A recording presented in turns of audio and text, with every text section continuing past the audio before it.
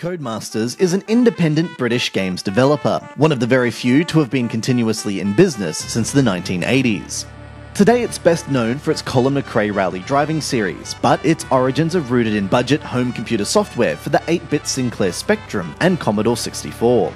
The official mascot of this phase in the company's history was an anthropomorphic egg with red boxing gloves and red wellies called Dizzy. He starred in a series of puzzle platform adventures built around fantasy settings, quirky humour and lateral thinking. It's a franchise with some pedigree and history, and a great many fans are extremely excited to see it reviewed for the touchscreen generation. This isn't a brand new game, but a rebuild of the fourth game in the series, Dizzy Prince of the Yolkfolk. The visuals have been updated along with the control scheme, and a few minor changes have been made to appease modern gaming sensibilities. The premise is that Dizzy's girlfriend Daisy has fallen asleep under a magic spell, and has been stashed away in a tower.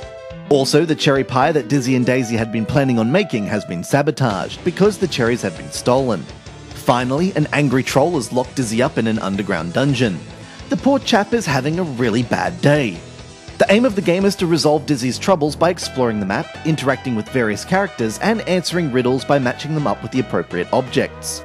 It's a gentle pace of gaming, more Monkey Island than Super Mario, though Dizzy shares genetic material with both. The first puzzle to solve makes for a clever introduction to the game's mechanic, escaping from the dungeon. It involves using some dry leaves, matches, and a bucket of water. We won't spoil the solution for you, but suffice it to say that once you've figured it out, you're going to have a pretty strong idea of how the rest of the game will play, and whether you're going to enjoy it.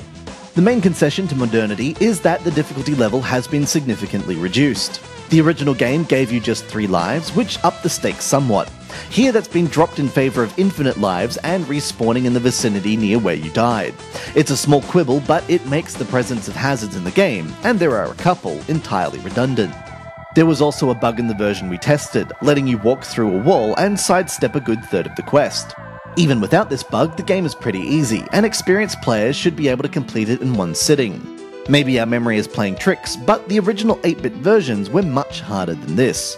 Other than that, there's much to enjoy about Dizzy Prince of the Yolkfolk. It's a welcome revival and proof that wit, charm, and well-made games will never become dated.